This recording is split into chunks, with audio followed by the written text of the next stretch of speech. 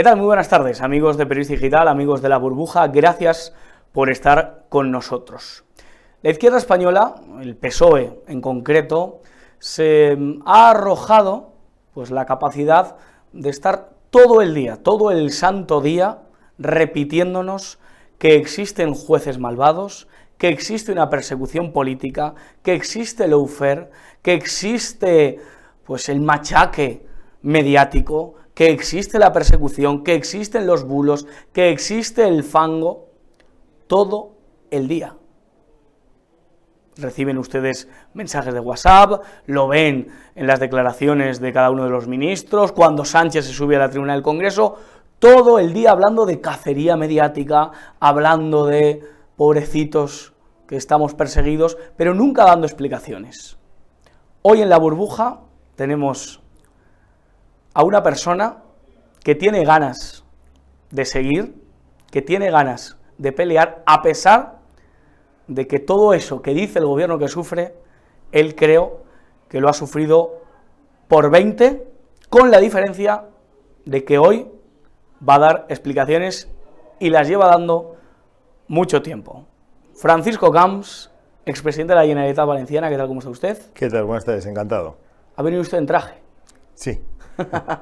¿Le hacen esta broma recurrentemente? No. No, ni muchísimo menos.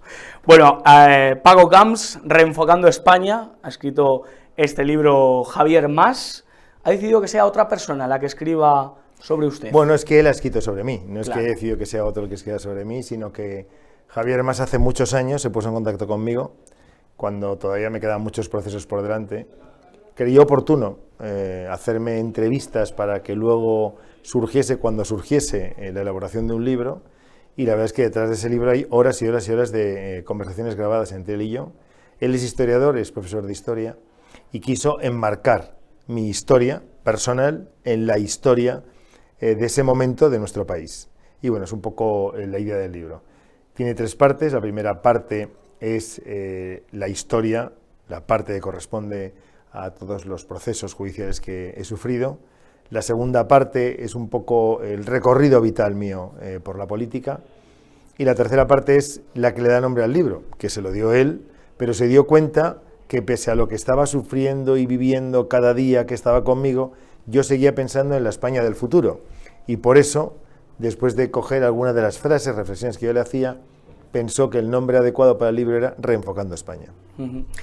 Escribe en el libro, dice: Francisco Camps, expresidente de la Generalitat Valenciana, nació en 1962, los últimos 15 años de su vida los ha pasado defendiéndose en los juzgados hasta en 10 ocasiones y en todas ellas salió indemne.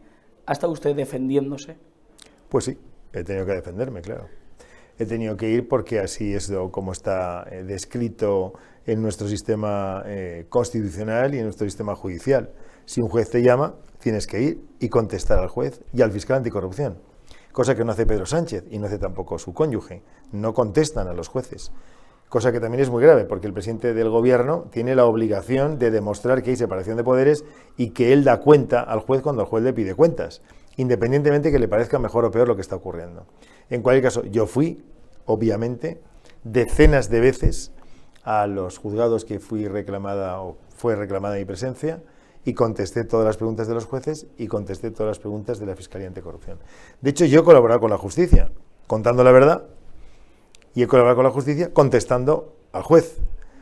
Sánchez no colabora con la justicia cuando no contesta al juez. ¿Qué es lo que más rabia le ha dado que han dicho de usted? ¿Cuál fue el titular que más le ha dolido? ¿Cuál ha sido, digamos, la caza más concreta en la que usted más ha sufrido y más horas ha pasado sin dormir? Han sido muchas cosas muy duras. Ha sido sistemático el ataque. La izquierda ha utilizado mi nombre de la forma más inmisericordia, ¿no? Ha intentado deshumanizarme para atacarme, porque la mejor manera de poder atacar a una persona es deshumanizándola, dejándola sin ningún tipo de valor, ironizando sobre ella, convirtiéndola en una suerte de sátira. Y eso es lo que ha hecho durante tanto tiempo la izquierda en España y en la Comunidad Valenciana en concreto, ¿no?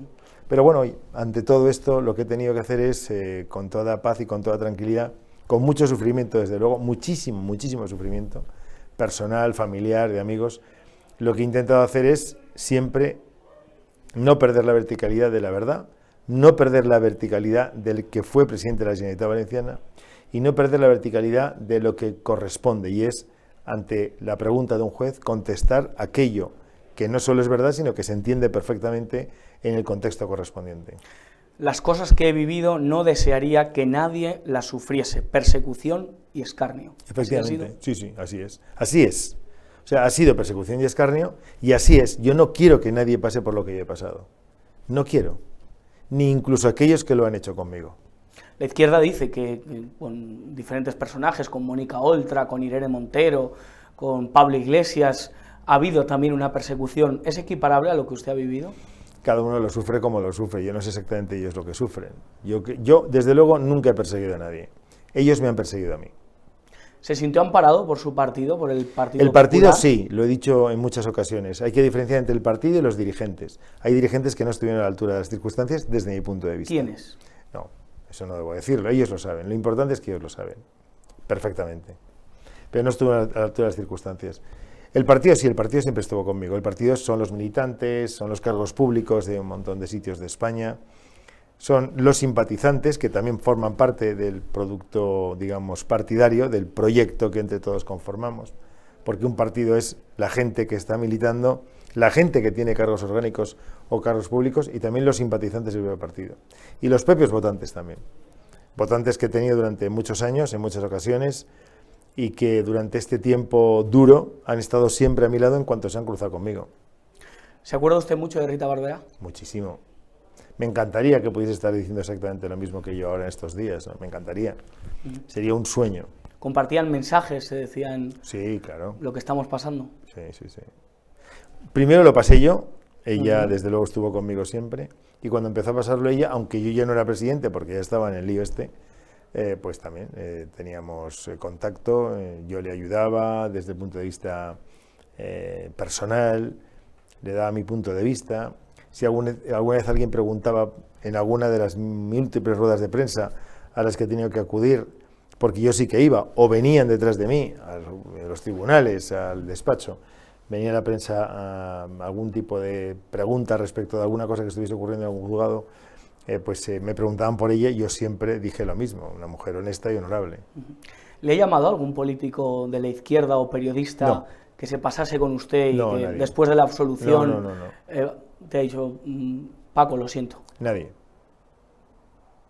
Nadie, absoluto. No, en absoluto. Tampoco esos dirigentes del partido a los que usted hacía referencia le han dicho, pues lo siento, Paco, nos equivocamos, te teníamos que haber protegido más. No, tampoco. Es curioso. Isabel Díaz Ayuso también está recibiendo ahora una persecución. ¿Cree usted que están yendo a por ella de la misma manera que fueron a por usted? Claro, es una obviedad. Tienen que acabar con los referentes del partido para intentar que el partido no se consolide. La presidenta de Madrid es un referente innegable, ¿no? Indudable, y por eso le hacen la vida imposible. Primero fue su familia, luego ha sido la persona con la que está. O sea, es tremendo. Es tremendo. El Partido Popular cree, usted ha dicho que no le desea a nadie lo que usted ha pasado, pero debería tener más colmillo a la hora de cuando un líder de izquierdas pues está entrometido en una investigación, debería tener más colmillo a la hora de Somos muy diferentes, ¿eh? Somos muy diferentes. Y usted acuña lo de no somos como ellos. No somos como ellos, es verdad. Es que además es así. Normalmente, siempre hay excepciones, pero normalmente un hombre de centro-derecha se levanta por la mañana para intentar construir cosas. Y mucha gente de la izquierda se levanta por la mañana para intentar destruir cosas. Y si en la destrucción está también destruir personas, pues encantados de la vida, ¿no? La imagen, el honor, su trabajo, su esfuerzo, eso forma parte mucho de la cultura de la izquierda, que es destructiva. En cambio, la cultura del centro derecha es siempre constructiva. Usted fue presidente de la Generalitat 8 años. ¿De qué se siente orgulloso? Bueno, de los 8 años, desde luego, de todos. Bueno, si me pide usted que le diga algo de lo que estoy más orgulloso, pues desde luego del refrendo de los valencianos a mi trabajo. En año 3 es verdad que era la primera vez que me presentaba, ganamos las elecciones.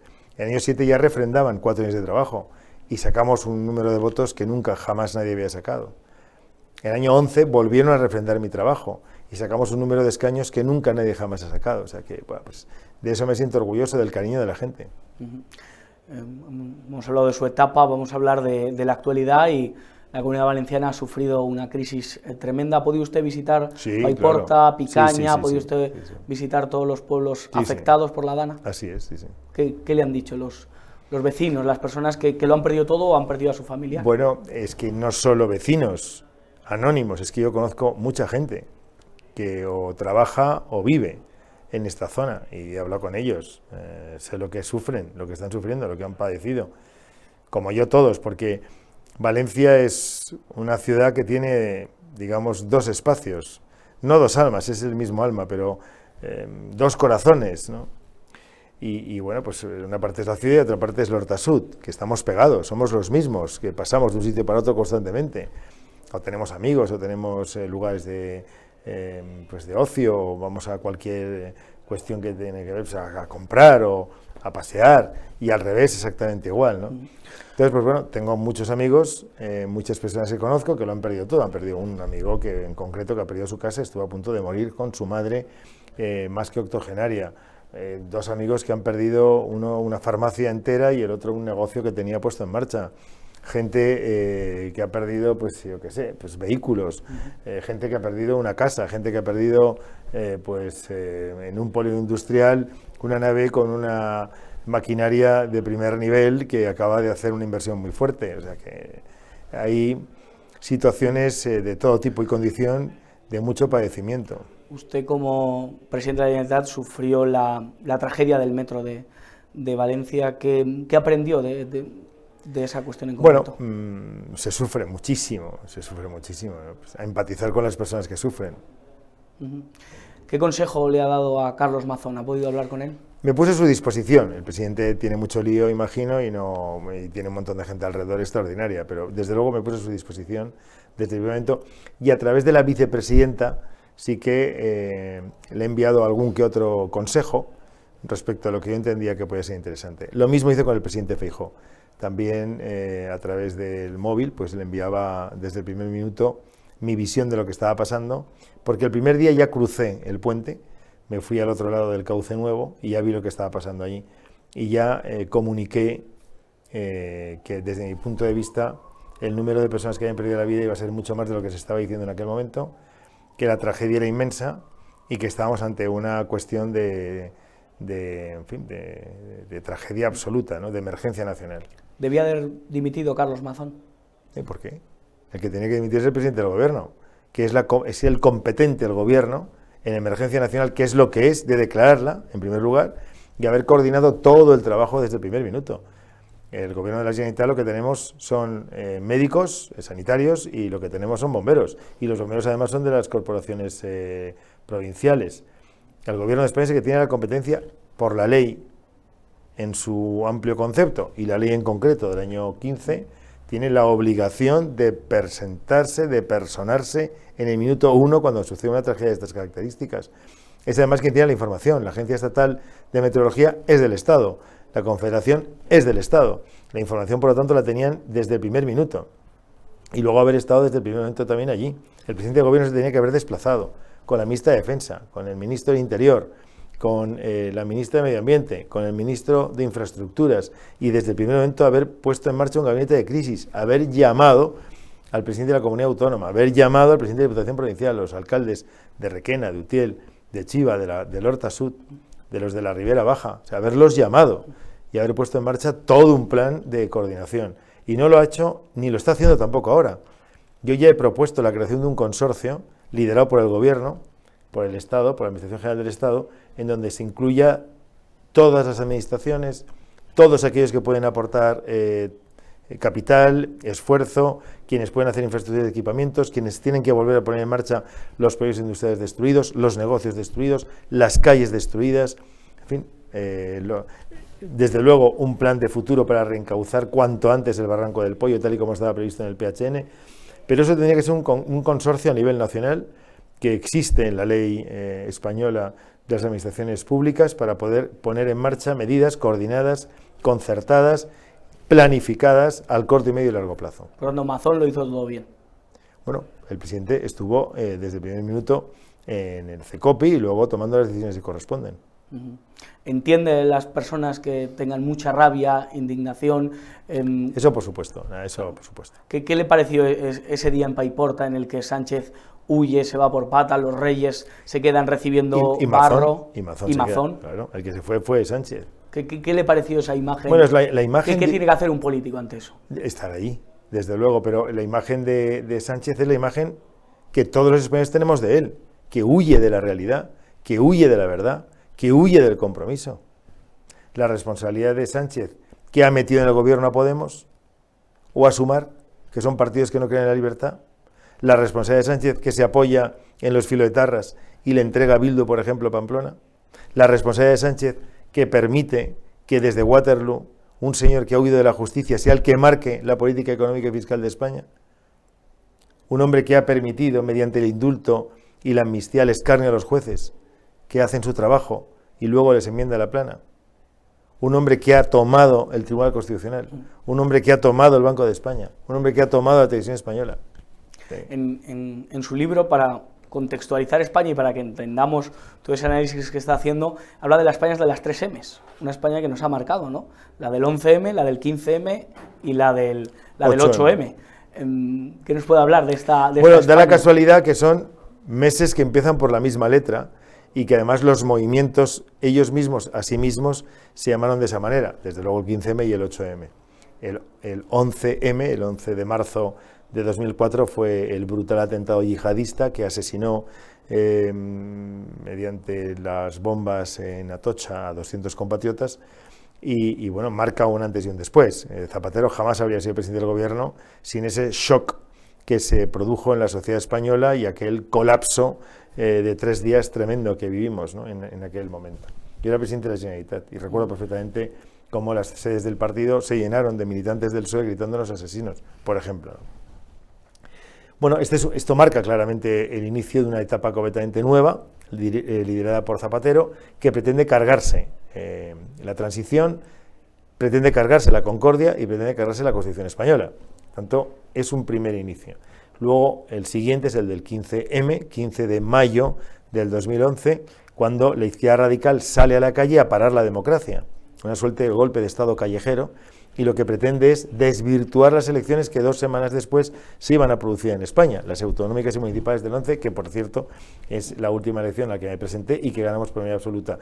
No solo yo, sino prácticamente en toda España. El mapa se tiñó de azul. Se tiñó de azul. Y ellos salieron a la calle para desvirtuar, no para buscar votos, no para luchar en democracia, no para ser las personas que tuviesen la mayor aceptación electoral en el momento, no. Les importó nada las urnas. Quisieron denostar el sistema democrático porque no son demócratas, claro. Podemos Sumar no son partidos demócratas liberales.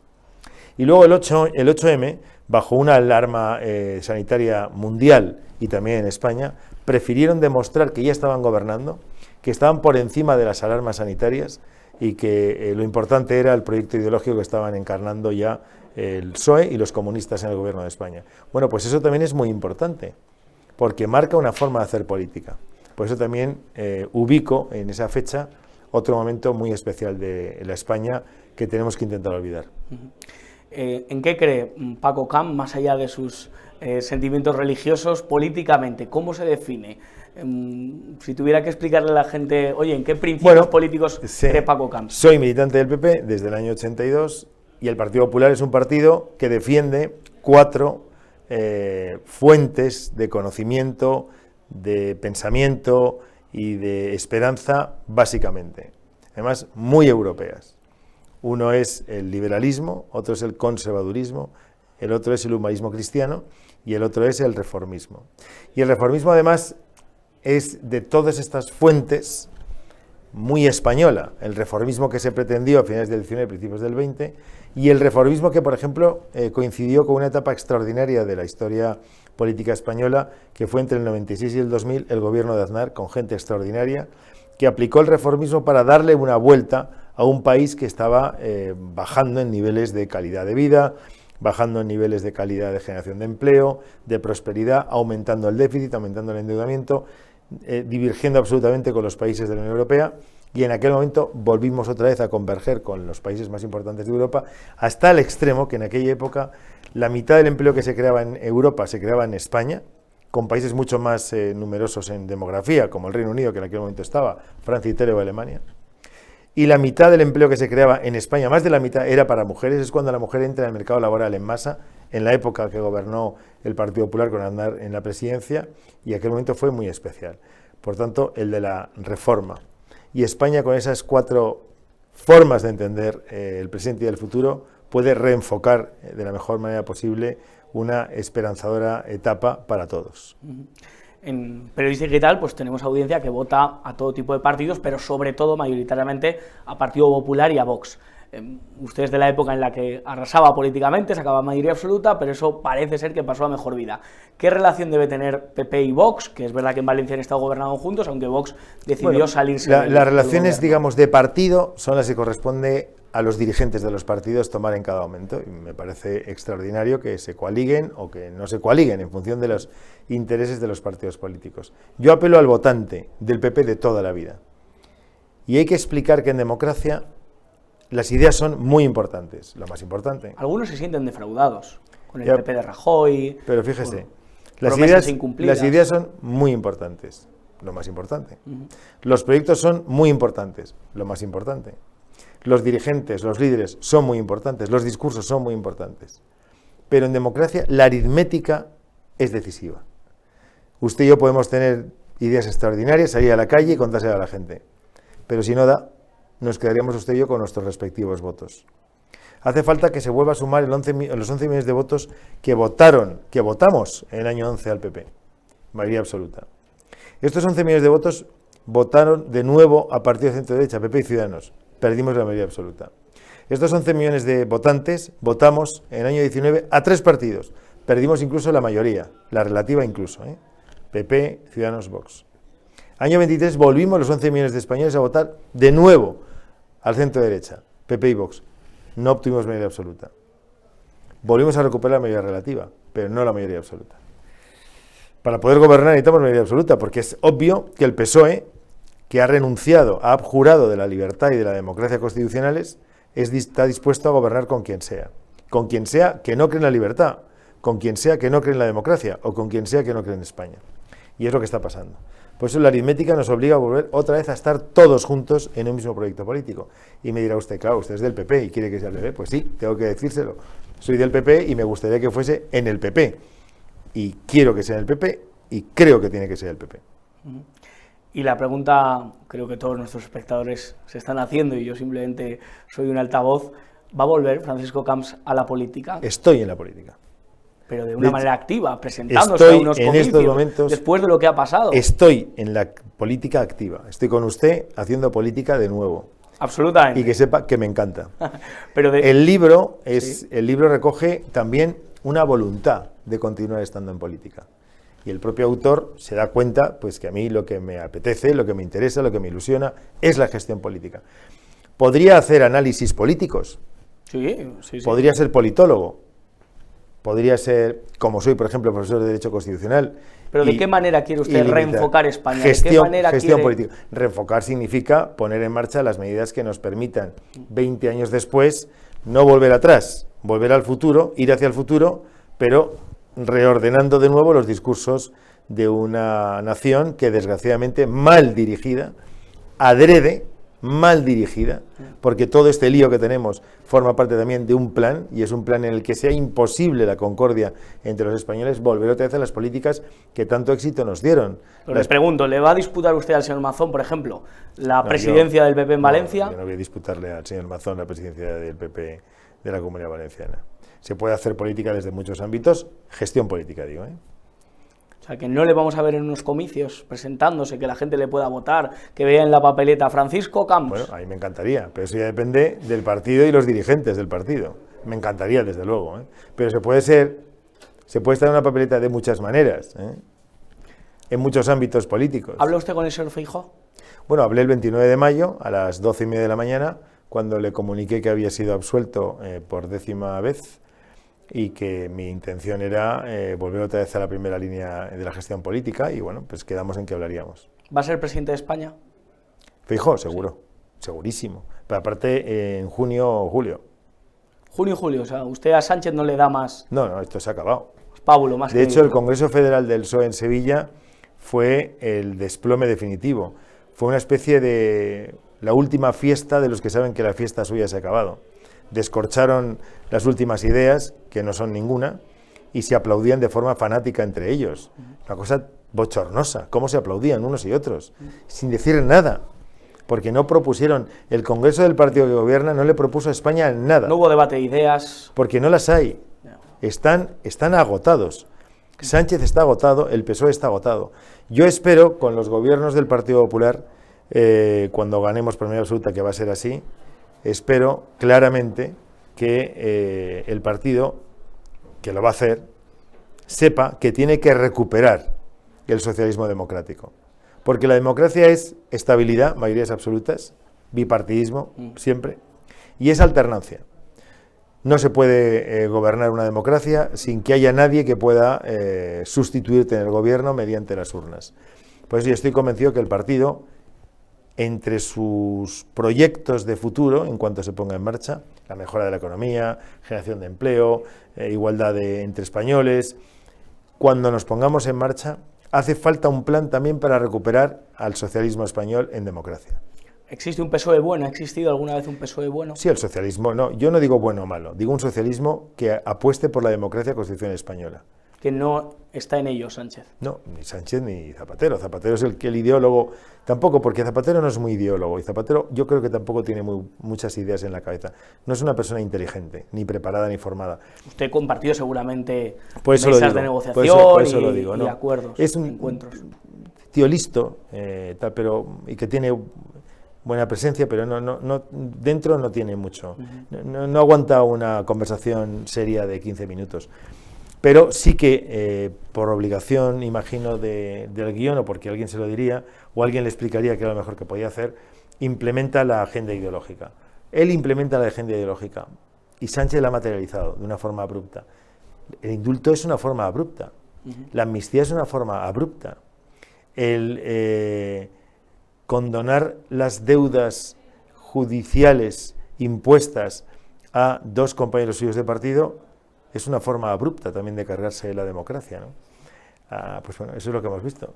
¿Qué le recomienda a Begoña? ¿Que cuando vayan de un juez responda? ¿Qué le recomienda a Ábalos? Yo no recomiendo Coldo? no recomiendo nada a nadie, pero no tiene sentido que el presidente del gobierno y que su cónyuge, mientras es presidente del gobierno, se pongan detrás del parapeto de una suerte de privilegios o derechos que tienen las personas que van a declarar. Sé que la Constitución lo avala, sé que la ley lo avala, y por lo tanto tienen todo su derecho como ciudadanos. Pero yo he sido presidente de la Generalitat, y sin serlo, era consciente que tenía que contestar siempre a los jueces. Siempre. Y a los periodistas, sin llamarles... Por supuesto, a los periodistas, cosa que estos no hacen nunca, tanto que hablan de transparencia. Pero el presidente del gobierno no puede no contestar. Y el cónyuge del presidente del gobierno, cuando va como cónyuge del presidente del gobierno, no puede no contestar. Porque eso es ciscarse en la división de poderes y en el poder judicial. Y los jueces tienen que tener todo nuestro respeto. Nos gusta en La Burbuja acabar con un juego muy sencillo, en el que yo le lanzo un nombre y usted me dice lo primero que piensa sobre esa persona, una frase, una palabra. Pedro Sánchez. Bueno, es una tragedia que tiene que terminar, espero, cuanto antes. Joan Baldoví.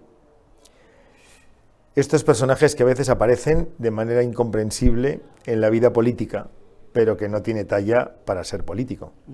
Porque usted respeta, evidentemente, mucho el sentimiento valencianista o el idioma valenciano, pero siempre bajo el paraguas de España. Yo me llamo Camps y mi familia es valenciano parlante, fíjese usted. Yo he oído valenciano en mi casa toda la vida, a mi padre hablando con sus padres o con sus hermanos hablando en valenciano. Claro que lo respeto, porque es mi identidad, pero es que siempre nosotros hemos pensado que hablar valenciano es una forma de ser español, que está siempre a mayor gloria de nuestro país. De hecho, nuestro himno empieza así, para ofrendar nuevas glorias a España, de los que nos sentimos absolutamente satisfechos. Valencia, yo siempre he querido que fuese uno de los motores más importantes de España. A los militantes del PP de la Comunidad Valenciana siempre les decía lo mismo. Somos militantes del PP de España en la Comunidad Valenciana, no militantes del PP de Valencia que estamos en el PP de España, no. Todos nos afiliamos al PP de España en la Comunidad Valenciana. ¿Núñez Feijóo? Bueno, va a ser el presidente del gobierno y lo va a hacer genial, además. Y ha sido un gran presidente de Galicia. Y además lo refrendaron los gallegos en 4 ocasiones. Santiago Abascal.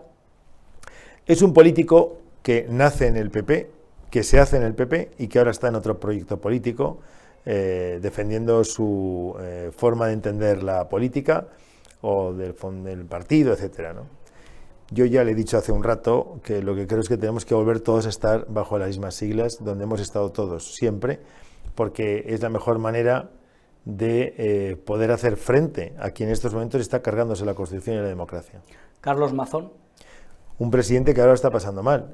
Ganó las elecciones después de 8 años y eso ya tiene mucho valor, la verdad. Hacía falta ganarle a la coalición de izquierda independentista, nacionalista de la Comunidad Valenciana, y le ganó las elecciones y ojalá haga bien todo este proceso tan complejo que tiene por delante. José María Aznar. Es una referencia absoluta de todos nosotros. La verdad es que es uno de los grandes personajes de la historia política de España. Yo lo catalogo pues, junto con Adolfo Suárez y el Rey, por lo que significó de el liderazgo de la transición, pasar de la dictadura a la democracia como se hizo. Aznar es el presidente de las reformas, el presidente que le dio una fuerza potentísima y poderosísima al Partido Popular, el que consiguió el gran sueño de Fraga, que era hubiese un partido del centro-derecha para todo el mundo que votaba centro-derecha, que lo intentó durante todos los años 80, las coaliciones que hubo con el PDP, con Unión Liberal, con los partidos regionalistas, y que al final Aznar lo consigue, y por eso conseguimos primero la mayoría del 96 y luego la mayoría absoluta del año 2000. Mariano Rajoy. Un gran presidente que tuvo que soportar la tremenda presión de los 3 días del 11 al 14 de marzo del año 4, que supo aguantar durante 8 años el liderazgo del partido sin desfallecer y que por fin el año 11 ganó las elecciones generales. Yo dimití para que él fuese presidente del gobierno. Yo le apoyé para que fuese presidente del partido en el año 8, cuando perdimos las elecciones de marzo del año 8 en Valencia, en el Congreso de Valencia. Aquella de que los liberales y los conservadores se vayan, ¿no? Que dijo Mariano Rajoy, que bueno, esa frase siempre lo que vino a decir, perseguirá. Lo que vino a decir es pero bueno, lo que vino a decir es que el partido tenía que estar unido, ¿no? Bajo las mismas siglas era la única forma de poder ganar. Y yo dimití el 20 de julio del año 11 para que, entre otras cosas, defenderme, porque quería defenderme por mi honorabilidad y honestidad. La condena no conllevaba pérdida de cargo público, inhabilitación para cargo público, pero yo entendí que tenía que dimitir, porque tampoco quería llevar al presidente de la Generalitat desde luego al banquillo, pero también dimití para que Rajoy fuese presidente del gobierno, y se lo dije cuando estuvimos hablando por teléfono.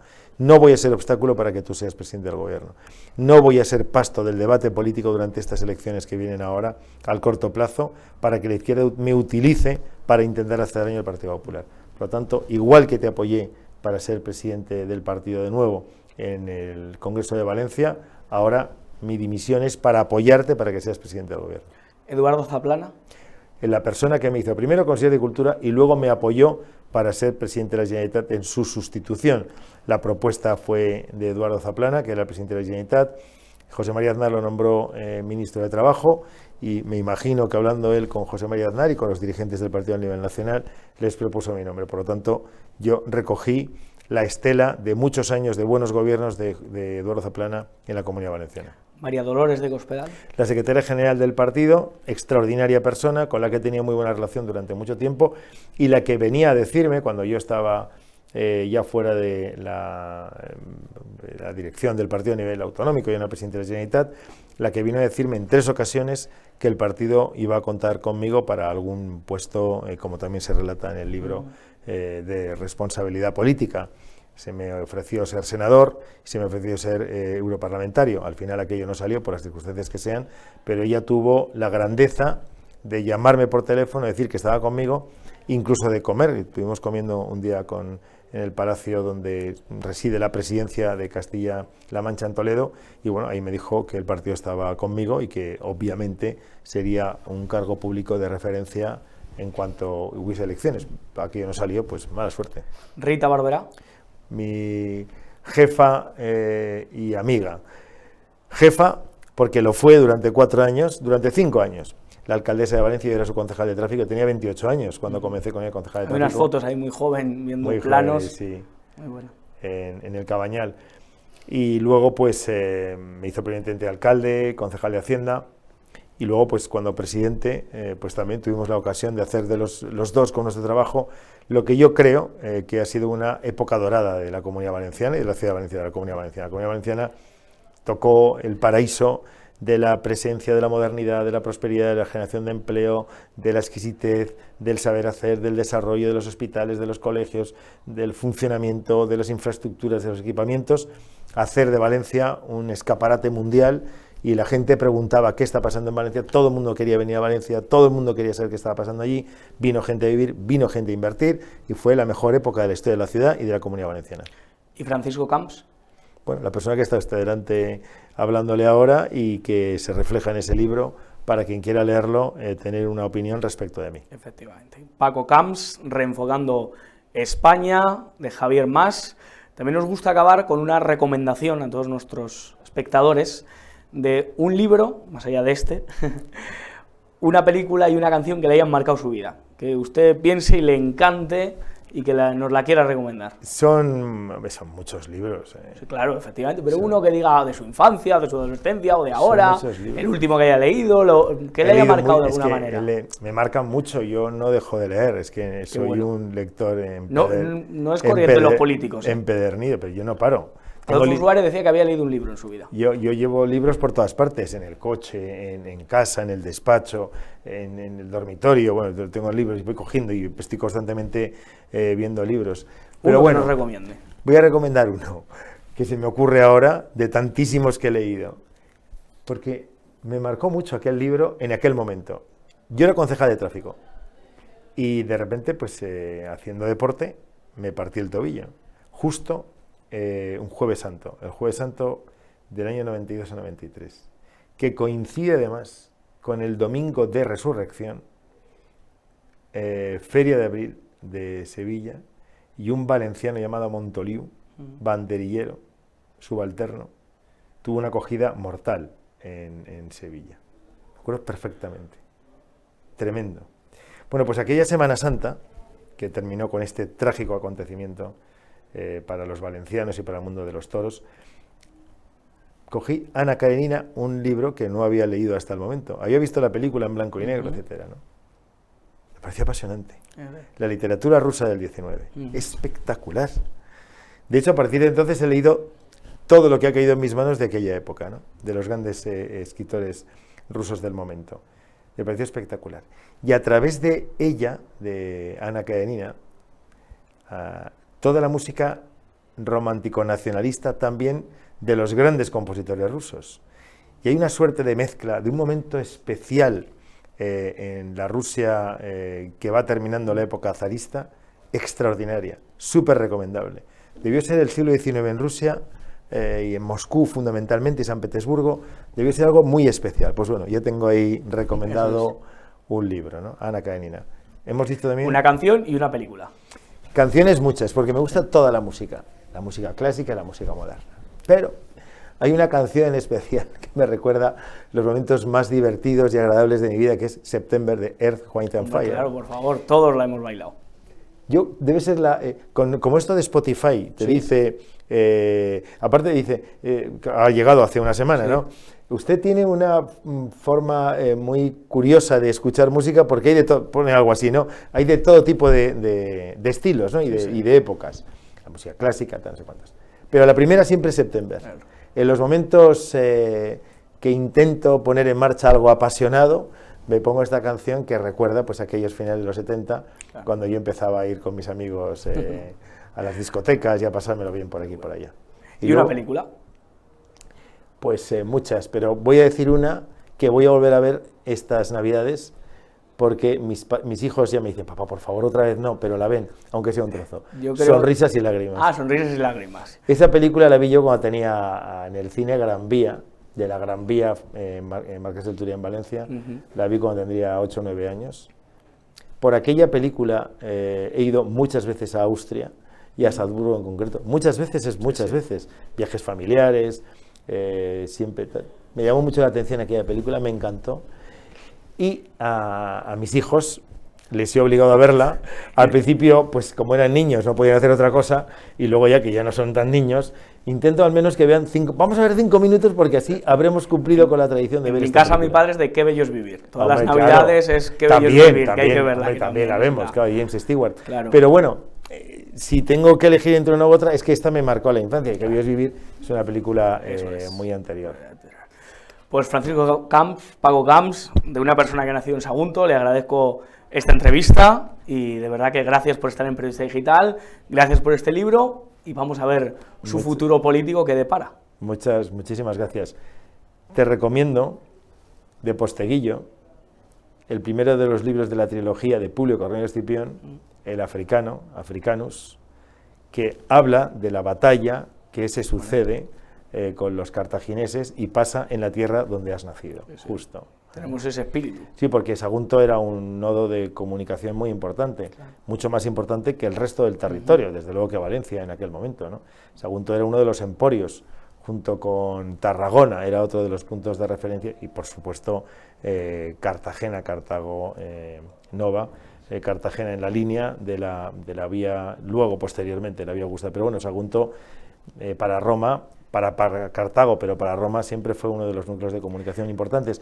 Y Sagunto sigue siendo el nombre de la carretera, espero que no hayan cambiado, que une Valencia con Zaragoza en el tramo más largo, porque es la carretera Sagunto-Burgos.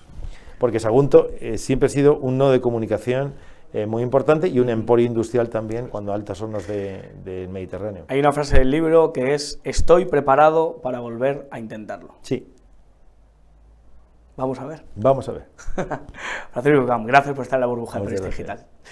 Y nosotros acabamos esta burbuja especial. Ya saben que mañana tenemos el pentagrama con todo el elenco de presentadores de aquí de Periodista Digital y el fin de semana los cancelados, tenemos conspirafobia, tenemos geopolítica, tenemos todo un fin de semana de programas que pueden ver aquí, donde si no, en Periodista Digital. Darle muchas gracias a Izan Gómez y a Carlos Pecker, nuestros realizadores que hacen posible este programa.